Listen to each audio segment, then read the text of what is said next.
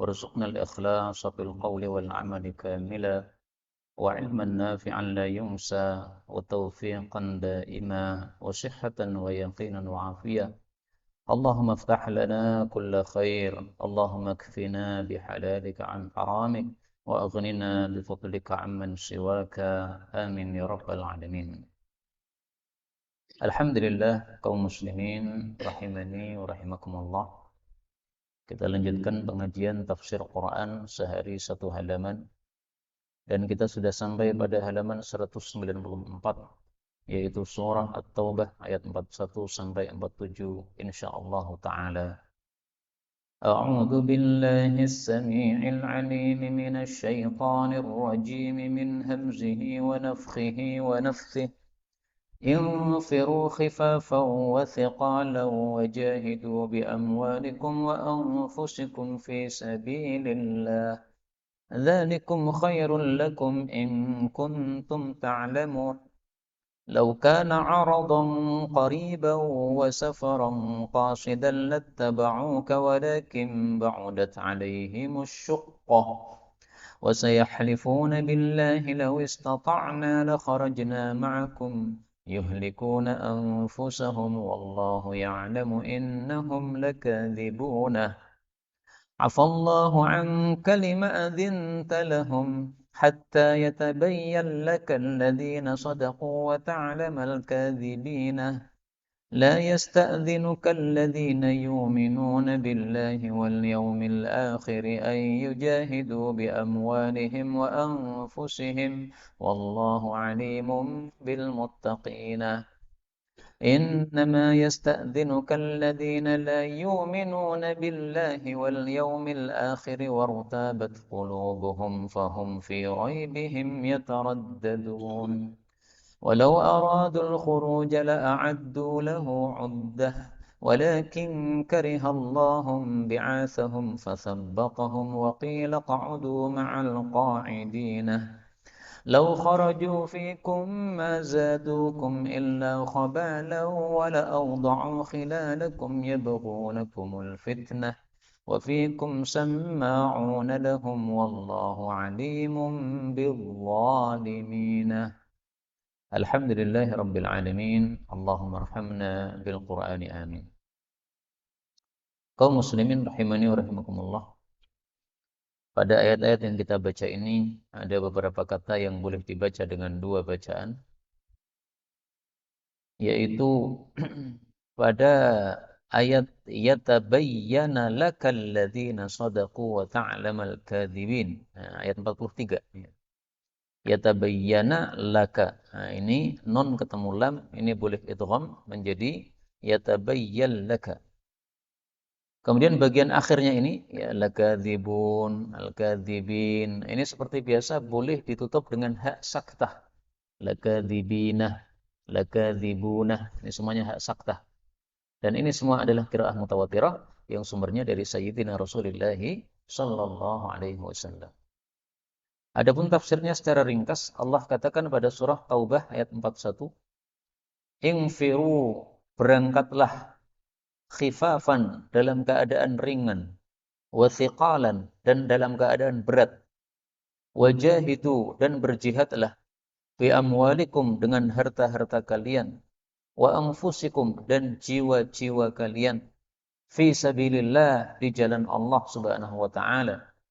Dzalikum, hal itu, khairul lakum, adalah lebih baik bagi kalian, in kuntum, jika adalah kalian ta'lamun, kalian mengetahui. Kaum muslimin rahimani wa rahimakumullah, ayat ini menunjukkan wajibnya jihad fi sabilillah. Dan jihad itu dilakukan dalam segala kondisi. Kondisi khifafan, ringan, thiqalan, berat, tetap diperintahkan untuk jihad fi sabilillah. Karena itu Abu Ayyub Al-Ansari ketika sudah tua renta, sudah putih ini alisnya ini, karena tua, sudah turun alisnya, beliau masih ikut jihad fisabilillah. Maka ditegur oleh cucu-cucunya, Mbah, kenapa masih berangkat jihad? Anda sudah tua, Anda sudah tidak wajib jihad. Maka beliau mengatakan, saya dapatkan Allah mengatakan, infiru khifafan wa thiqalan. berangkatlah jihad baik kondisi ringan ketika masih muda maupun kondisi berat ketika sudah tua renta. Maka saya akan tetap berangkat jihad. Akhirnya Abu Ayyub berangkat jihad, kemudian jasadnya karena dia mati syahid dipendam di depan benteng orang-orang kafir sebagaimana wasiat dari beliau. Nanti kalau saya mati syahid, maka saya pendamlah di mana saya mati. Nah, beliau karena apa? Menggebrak bentengnya orang-orang kafir, Romawi atau yang lainnya waktu itu, maka jenazahnya pun dikubur di dekat benteng tersebut. Nah, jadi saksi di hadapan Allah Subhanahu wa taala kelak di akhirat bahwa dia sudah melakukan jihad fi sabilillah. Maka kata-kata ingfiru, berangkatlah, ini maksudnya berangkat jihad. Nah, sekarang di Indonesia tidak ada jihad, bagaimana? Ya ingfiru, berarti berangkatlah untuk amal kebaikan. Berangkat sholat jamaah ke masjid, baik khifafan, ringan, wathiqalan maupun berat. Berangkat pengajian, meskipun ringan maupun berat. Nah, maka ini bisa kita terapkan untuk kondisi kita yang tidak ada perang sekarang ini, yaitu berangkat dalam kebaikan-kebaikan yang meridhokan Allah Subhanahu wa taala. Dan kata-kata khifafan, ringan, ini tidak harus diartikan waktu muda. Ringan, itu bisa waktu muda, itu ringan. Ringan karena ada duit banyak, itu ringan. Ringan karena kondisinya, misalnya kondisi sedang tidak panas, sehingga perjalanan jihad ini tidak begitu melelahkan. Atau perjalanannya pendek, tidak jauh, ini berarti ringan. Maka thiqalan, ini berarti kalau perjalanannya jauh, atau musimnya sedang musim panas, atau pas sedang tidak punya duit lagi sedikit, nah, tetap berangkat jihad, itu berarti thiqalan, ya, berangkat jihad meskipun berat tetap berangkat. Kemudian dari ayat ini kita ambil pelajaran bahwa jihad itu bisa dengan harta, bisa dengan jiwa. Maka yang berangkat dengan jiwanya, dia bawa badannya ke medan jihad. Yang jihad dengan hartanya, dia masih berada di tempat tinggalnya, tapi dia kirim uang untuk para mujahid yang berjihad fisabilillah. Satu lagi jihad yang tidak disebutkan dalam ayat ini, tapi disebutkan oleh Rasulullah sallallahu alaihi wasallam dalam hadis yang sahih, yaitu jihad dengan lisan. Rasulullah sallallahu alaihi wasallam bersabda, "Jahidul musyrikina." Jihadilah orang-orang musyrik itu. Dengan apa? Bi amwalikum, dengan harta kalian, wa anfusikum, dan jiwa kalian, wa alsinatikum, dan dengan lisan kalian. Nah, jihad dengan lisan bagaimana? Salah satunya adalah dakwah. Orang-orang musyrik didakwai supaya mereka masuk Islam. Demikian juga termasuk jihad dengan lisan adalah membuat syair-syair mengejek orang-orang kafir, sehingga mereka dongkol dengan sebab ejekan syair tersebut, seperti yang dilakukan oleh Hasan bin Thabit, sahabat Nabi sallallahu alaihi wasallam. Nah, maka itu termasuk jihad dengan lisan. Rasulullah sallallahu alaihi wasallam bersabda kepada Hasan bin Thabit, ahli syair. Beliau mengatakan, ya, uhjul musyrikin. Ejeklah orang-orang musyrik dengan syairmu. Fa inna ruhal qudus ma'ak.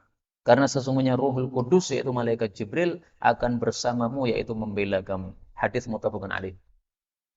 Rasul juga bersabda, uhju Quraisyan. Ejeklah orang-orang Quraisy yang kafir itu dengan syairmu. Fa innahu asyaddu alaihim. Karena syair tersebut lebih susah bagi mereka min rasqin nabl, daripada lemparan anak panah. Hadis muttafaqun alaih.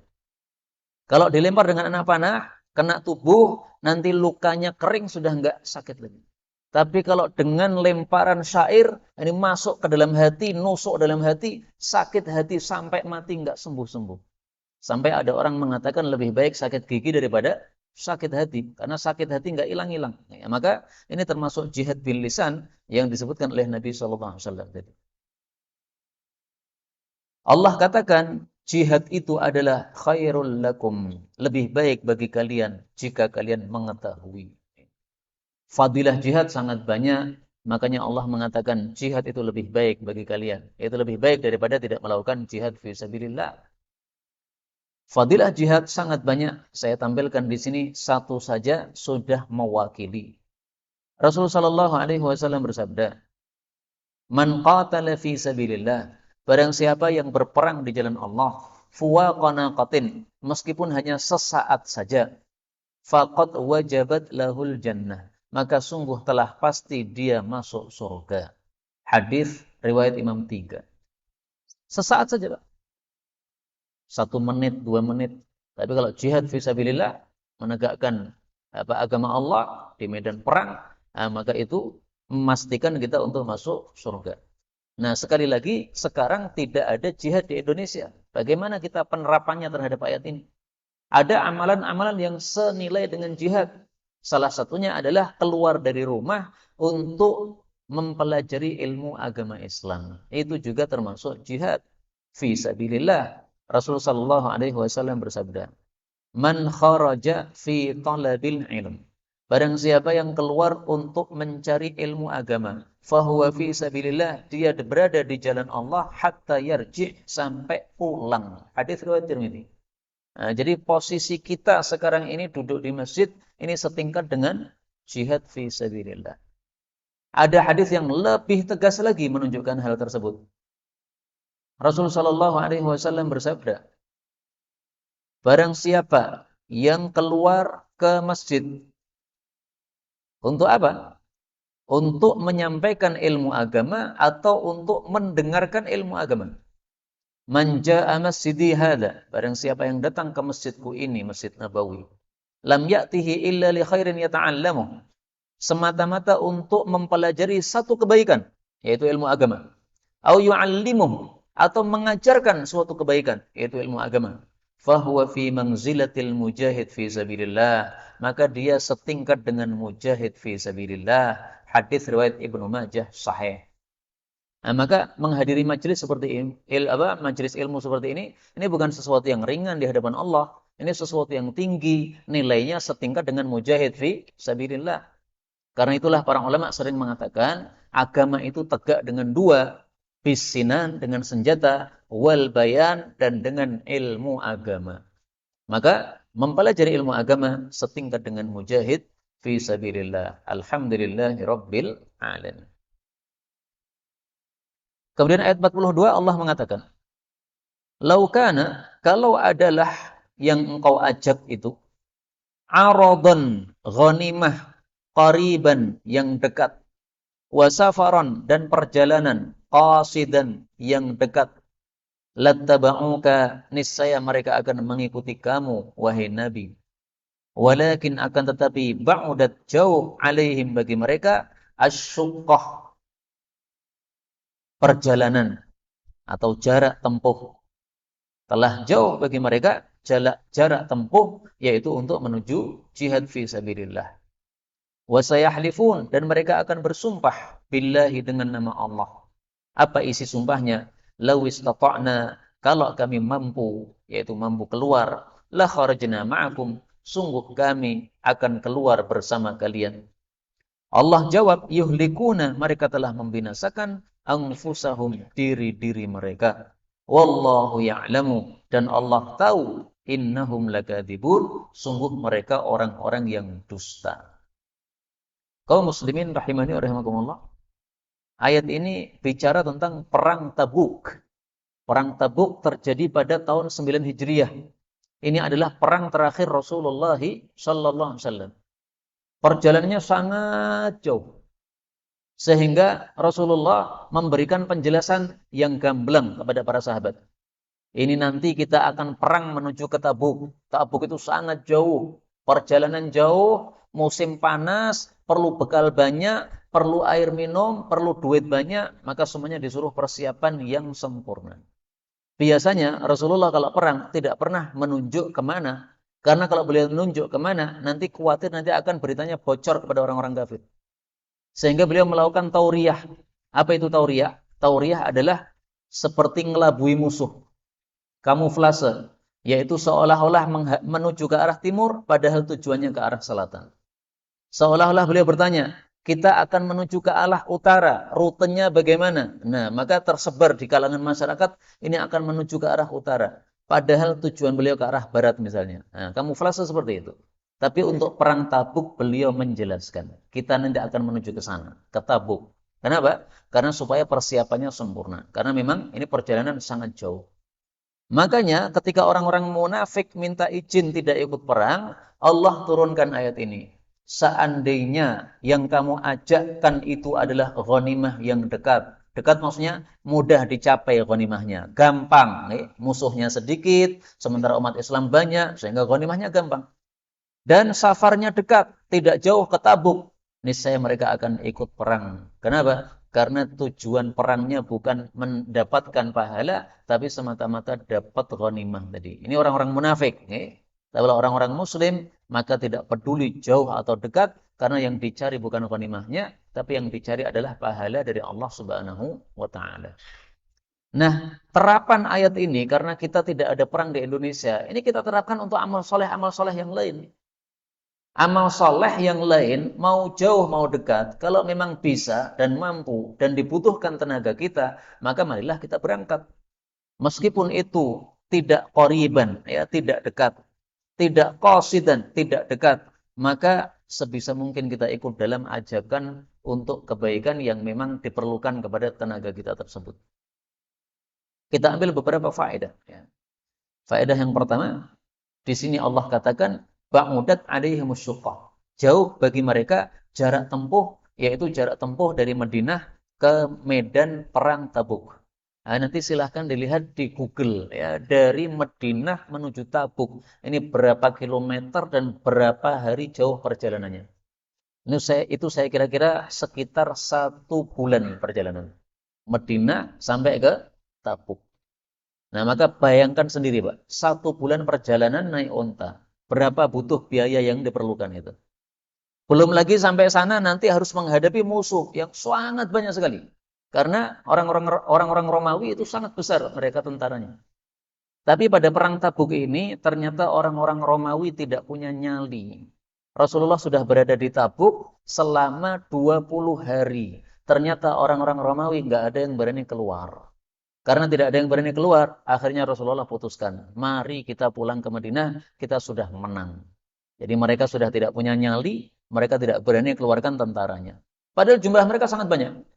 Nah, itu sudah dianggap kemenangan. Kenapa? Kaum muslimin sudah datang, mereka nggak berani keluar. Kaum muslimin jumlahnya kalah banyak dibandingkan orang-orang kafir, tapi mereka nyalinya ciut. Ini sudah satu kemenangan.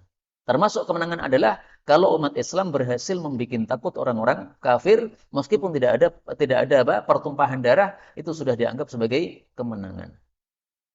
Faedah kedua, Allah mengatakan di sini, wasayahlifun, orang-orang munafik bersumpah dengan nama Allah, kalau kami mampu, kami akan ikut bersama kalian ke medan perang Tabuk. Ini adalah sumpah palsu, sumpah bohong.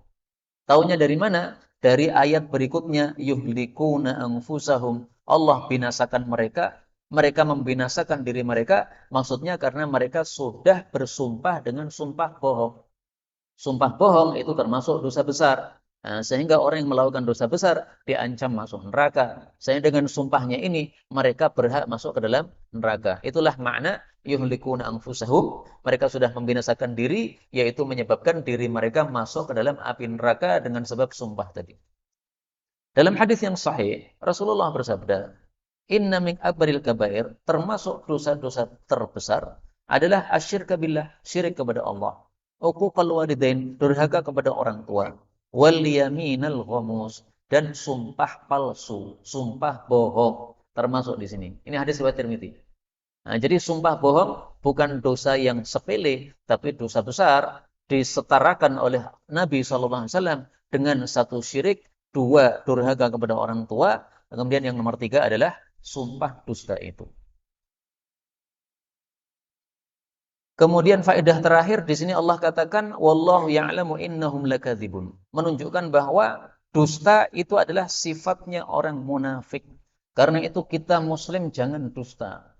Kalau kita dusta berarti sudah terjangkiti penyakit munafik. Sebagaimana hadis yang populer, orang munafik itu punya 3 ciri-ciri. Kalau berjanji menyelisih, kalau bicara berdusta, kemudian kalau bertengkar itu akan berlebihan, melampaui batas. Nah, itu semuanya sifat-sifat munafik, jangan ada pada diri kita. Ayat 43 Allah mengatakan, "Afallahu anka", semoga Allah memaafkan engkau wahai Nabi. Kenapa dimaafkan? Lima adzinta lahum, kenapa engkau izinkan bagi mereka orang-orang munafik tadi? hatta sehingga yatabayyana laka, jelas bagi engkau, alladzina sadaku, orang-orang yang jujur, wa ta'lama, dan engkau mengetahui al-kadzibin, orang-orang yang dusta. Jadi ini maksudnya teguran dari Allah kepada Nabi Muhammad sallallahu alaihi wasallam. Hai Nabi, kenapa engkau izinkan mereka? Kan belum jelas apakah mereka itu dusta ataukah bohong. Mereka mudah aja mengatakan demi Allah, kami nggak mampu, demi Allah, demi Allah. Ya, namanya orang munafik, nggak akan peduli dosa mereka. Orang munafik itu melihat dosa seperti lalat. Lalat kan kecil aja. Datang ke hidung kita, kita gusah, selesai. Tapi kalau orang muslim melihat dosa seperti gunung yang ada di atasnya. Dia khawatir kalau dosa gunung itu ditimpukan pada dia, pasti dia akan binasa. Nah, silahkan lihat dalam Sahih Bukhari. Itulah sikapnya orang muslim kepada dosa dan sikapnya orang munafik kepada dosa. Mereka sangat meremehkan. Kita ambil beberapa faedah di sini. Faedah pertama, Allah mengatakan afallahu anka. Semoga Allah memaafkan engkau. Inilah adab kalau kita akan menegur seseorang, doakan dulu untuknya. Allah menegur Nabi Muhammad SAW. Sebelum ditegur, didoakan dulu. Semoga Allah memaafkan engkau, wahai Nabi. Nah, kita disuruh niru adab seperti ini. Ada teman kita salah, jangan langsung ceros di gertak begitu. Orang langsung digertak begitu mungkin tidak menerima kebaikan yang kita sampaikan. Tapi coba kita doakan dulu. Kemudian kita memuji dia misalnya. Baru sudah terbuka hatinya, baru dimasukkan. Saya pernah isbal sarung saya karena melotrok celana saya. Ada orang mendekati, Pak. Nah, dia mendekati tidak langsung mengatakan ini isbal haram, enggak. Dia mengatakan, Assalamualaikum, waalaikumsalam. Ya akhi, alhamdulillah engkau orang baik. Saya lihat engkau salat jamaah di shaf yang pertama, engkau semangat, alhamdulillah. Tapi alangkah bagusnya kalau celana kamu tidak isbal. Nah, dia muji dulu, supaya hati terbuka. Udah terbuka, udah nyaman, baru dimasuki nasihat. Ini bagus. Dan lebih bagus lagi kalau dikasih doa seperti ini. Afallahu anka. Dalam hadis kita temukan juga Rasulullah Shallallahu Alaihi Wasallam bersabda seperti itu. Sebelum beliau memberikan kritikan, beliau memberikan doa. Nabi bersabda, Yarhamullah umma Ismail. Mudah-mudahan Allah merahmati ibunya Nabi Ismail, yaitu Hajar. Nah, ini didoakan dulu. Setelah didoakan, baru dikritik oleh Nabi kesalahan ibunya Nabi Ismail. Apa itu? Lautarokat zamzam. Kalau dia biarkan air zamzam, au qala law lam taghrif minal ma, kalau dia tidak menciduk dari air zamzam, lakanat ainan ma'inan, niscaya zamzam menjadi mata air yang memancar sangat deras. Hadis riwayat Bukhari sahih. Maksudnya gini, Hajar setelah melihat air zamzam, dia khawatir air zamzam itu akan meluber sehingga nanti akan habis, maka dia kasih batu-batu supaya jadi sumur. Maka kata Nabi Shallallahu Alaihi Wasallam, andaikan dia tawakal penuh kepada Allah Subhanahu Wa Taala, dia biarkan air zamzam itu mengalir, maka akan mengalir terus ke sana kemari jauh sekali sampai ke tempat-tempat yang sangat jauh. Mungkin sampai Losari sini, seandainya seandainya dibiarkan. Nah, maka ini dikritik oleh Rasul Sallallahu Alaihi Wasallam. Seolah-olah kurang tawakal kepada Allah Subhanahu Wa Taala. Ya meskipun tidak salah dari sisi syariat, tapi lebih utama mana? Orang tawakalnya 100% kepada Allah Subhanahu Wa Taala, karena melihat air zam-zam ini munculnya juga aneh, ajaib kan? Bukulkan kakinya kemudian keluar air zam-zam. Nah, maka kalau munculnya saja ajaib aneh, maka ini pasti air yang ajaib juga. Maka tidak perlu dikasih benteng seperti itu. Dikasih benteng itu air yang biasa. Wallahu a'lam. Ini dikritik oleh Rasulullah sallallahu alaihi wasallam. Ayat 44. La yasta'dzinuka, tidaklah minta izin kepada engkau wahai Nabi. Alladzina yu'minuna billah, orang-orang yang iman kepada Allah wal yaumil akhir, dan hari akhir, ayyujahidu, untuk berjihad, bi amwalihim, dengan harta mereka, wa anfusihim, dan jiwa mereka. Wallahu alimun, dan Allah Maha mengetahui, bil muttaqin, terhadap orang-orang yang bertakwa. Jadi Allah menegaskan, kalau ada orang izin dari jihad, maka itu adalah bukti bahwa dia tidak beriman kepada Allah dan hari akhir. Karena kalau dia iman kepada Allah dan hari akhir, tidak mungkin izin dari jihad, nggak mungkin. Kenapa? Fadilahnya sangat besar.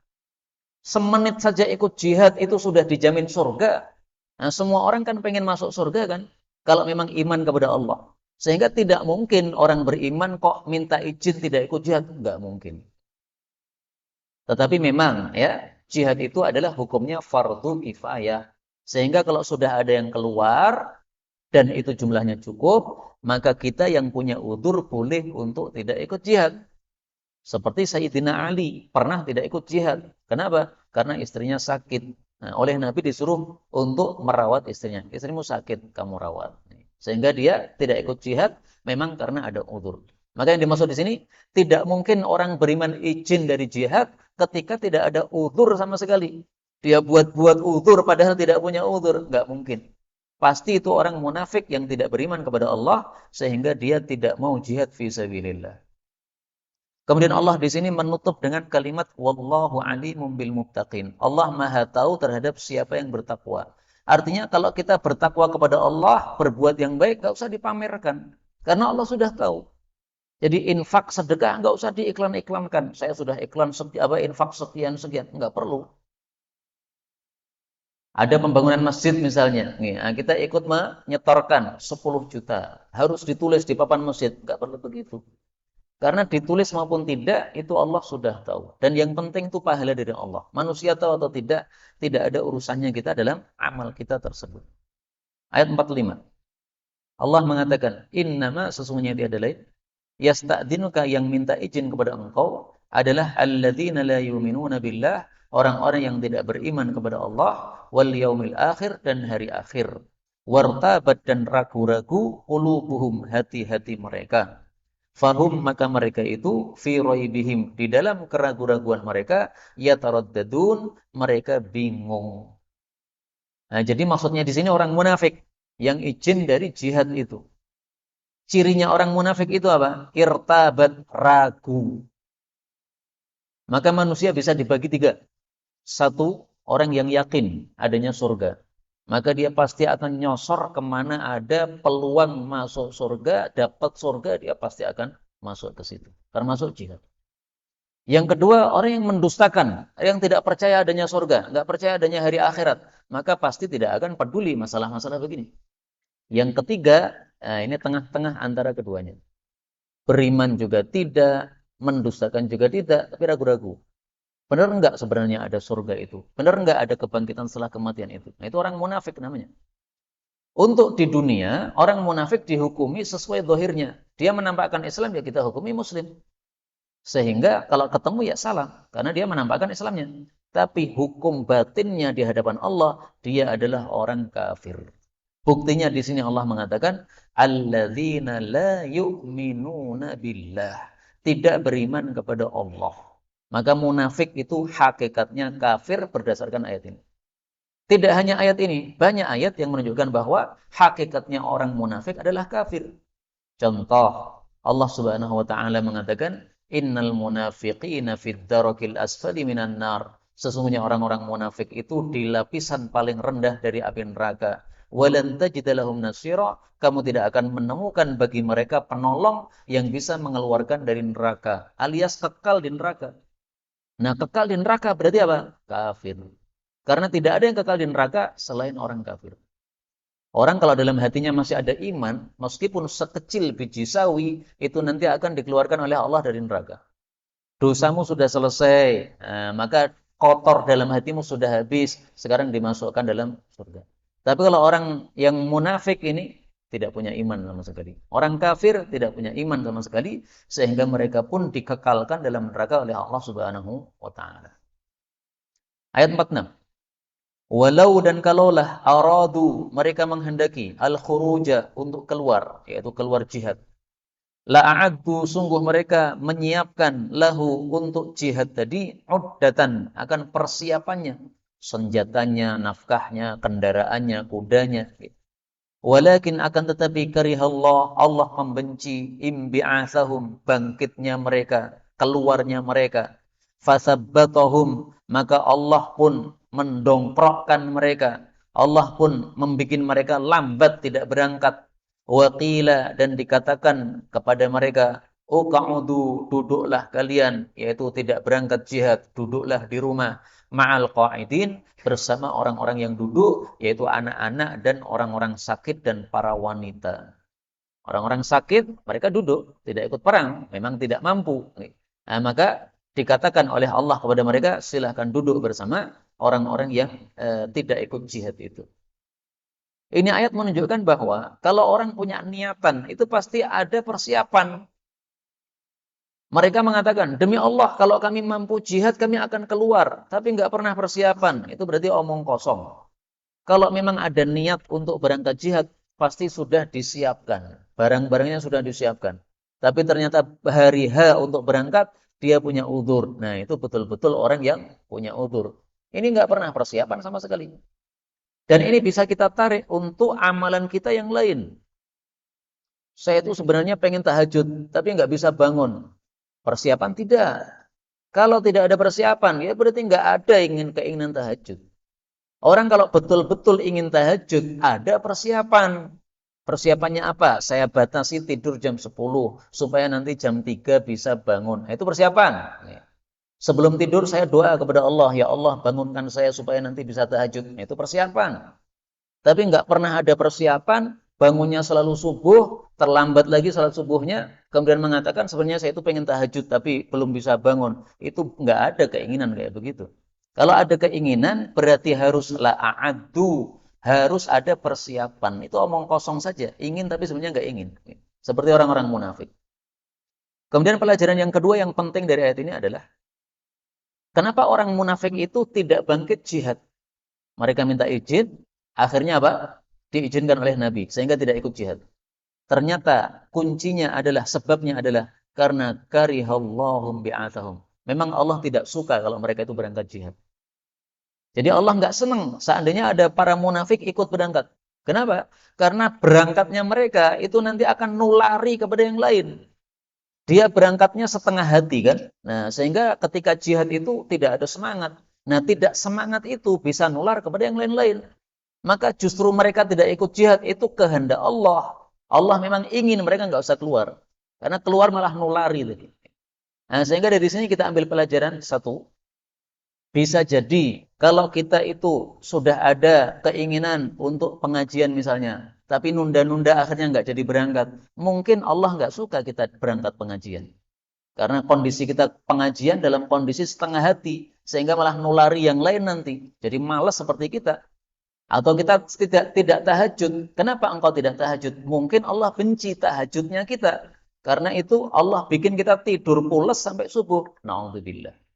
Maka Syekh Utsaimin mengatakan ketika membaca ayat ini, kita khawatir ketika kita tidak bangkit untuk tahajud. Kita khawatir itu karena karihallahum bi'atahum. Allah memang benci tahajud kita. Tahajud kok elek men ngoyo ngono, ora tenanan. Nah, maka sekaligus dibikin oleh Allah, polos saja kamu, enggak usah tahajud. Tahajudmu elek. Nah, mungkin ini adalah apa? Kekhawatiran kita setelah kita membaca ayat ini, barangkali itu adalah gara-gara Allah Subhanahu wa taala memang tidak suka terhadap amal kita yang tidak sungguh-sungguh. Nauzubillahi min syarri dzalik. Berarti PR kita adalah mari kita tampakkan kepada Allah bahwa kalau kita beramal itu sungguh-sungguh. Ya Allah, saya beramal ini memang pengen pahala Engkau. Nah, maka tolong saya dibantu untuk istiqamah ya Allah. Minta istiqamah kepada Allah Subhanahu wa taala. Ini pelajaran pertama dari kalimat kedua dari ayat ini. Pelajaran kedua dari kalimat walakin karihallahum bi'atsahum fasabbatahum wa qila qa'udu ma'al qa'idin, diambil pelajaran bahwa kalau kita bergaul dengan orang-orang yang jelek, maka kejelekannya bisa nular. Bergaul dengan orang-orang yang malas, maka malasnya bisa nular. Bergaul dengan orang yang baik, sama juga kebaikannya bisa nular. Bergaul dengan orang yang ahli tahajud, tahajudnya bisa nular. Bergaul dengan orang yang ahli sedekah, sedekahnya bisa nular. Awalnya kita pelit, tapi melihat orang dermawan, akhirnya bisa meniru. Oh, ternyata dermawan. Ada seorang ulama tanya kepada budak. Hei budak, kenapa kamu lemparkan rotimu pada anjing tadi? Maka si budak ini mengatakan, anjing ini kelaparan dia. Maka karena kelaparan saya kasih roti saya. Maka ditanya oleh ulama tadi, lah jatahmu makan dari majikanmu dalam satu hari berapa? dalam satu hari saya dapat 3 roti. Kemudian 3 roti itu semuanya dikasih si anjing. Lah terus kamu hari ini makan apa? Hari ini saya nggak makan apa-apa. Saya dahulukan kepentingan anjing, sementara saya masih bisa nahan lapar 1 hari. Maka si ulama ini langsung saat itu dia langsung bertobat kepada Allah. Dia mengatakan, ternyata saya kalah dermawan dengan budak ini. Akhirnya 1 kebun kurma dia disedekahkan, diwakafkan untuk orang-orang fakir. Karena dia ternyata selama ini merasa sudah dermawan, ternyata kalah dermawan dengan si budak kecil. Dia punya 3 roti saja, tapi semuanya diberikan kepada yang membutuhkan. Masya Allah Ta'ala. Inilah adalah apa? Sikap para ulama ketika dia bergaul dengan orang-orang baik bisa berpengaruh seperti itu. Ayat terakhir, 47. Lau kalau kharaju, mereka keluar, fikum, di tengah-tengah kalian, mazadukum, tidaklah mereka menambah kepada kalian illa khobalan, kecuali kerusakan atau keburukan. Wala auda'u, dan sungguh mereka akan bercepat-cepat khilalakum, di tengah-tengah kalian, yabghunakum, menghendaki terhadap kalian al fitnah, akan fitnah. Jadi maksudnya, kalau mereka orang-orang munafik itu ikut keluar perang, itu nanti malah merusak umat Islam, menghendaki fitnah yang terjadi di antara kaum muslimin, sehingga kaum muslimin jadi pecah. Jadi yang dimaksud fitnah ini adalah apa? Memecah belah kaum muslimin. Bisi kaum muslimin yang ini, sehingga kaum muslimin jadi tidak kompak karena ada 2 pendapat. Nah, itu mereka tingkahnya orang-orang munafik.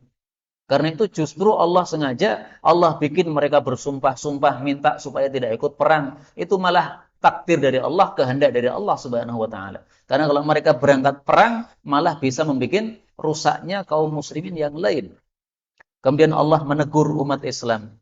Wa fiikum, dan di tengah-tengah kalian wahai umat Islam, samma'una lahum, ada orang-orang yang mendengar-dengarkan untuk kepentingan mereka. Maksudnya mendengarkan informasi dari Nabi, mendengarkan informasi dari kaum muslimin, kemudian dibocorkan kepada orang-orang munafik. Apa perlunya kayak begitu? Mereka sudah tidak ikut jihad, ya sudah, nggak usah dikasih berita tentang jihad sama sekali. Oh, mereka nggak mau jihad. Nah, ada di antara umat Islam itu yang masih hatinya cenderung kepada mereka, sehingga ketika ada informasi-informasi penting disampaikan kepada mereka. Allah tegur, di antara kalian ada yang mendengar-dengarkan berita untuk kepentingan mereka, dibocorkan kepada mereka. Apa gunanya itu? Maka Allah ancam, wallahu alimum bidzalimin. Allah mengetahui orang-orang yang zalim, artinya perbuatan membocorkan rahasia itu termasuk perbuatan zalim. Jangan dibocorkan informasi umat Islam kepada orang-orang munafik. Karena orang munafik itu meskipun mereka gabung sama umat Islam, tapi hatinya sebenarnya gabung sama orang-orang kafir. Sehingga kalau informasi kita bocorkan kepada orang-orang munafik, nanti mereka bisa sebarkan kepada orang-orang kafir. Inilah yang dapat kita pelajari pada pertemuan kali ini. Betul dari Allah Subhanahu wa taala. Kalaupun ada salahnya, fa astaghfirullahal azim li wa lakum. Walhamdulillahi rabbil alamin.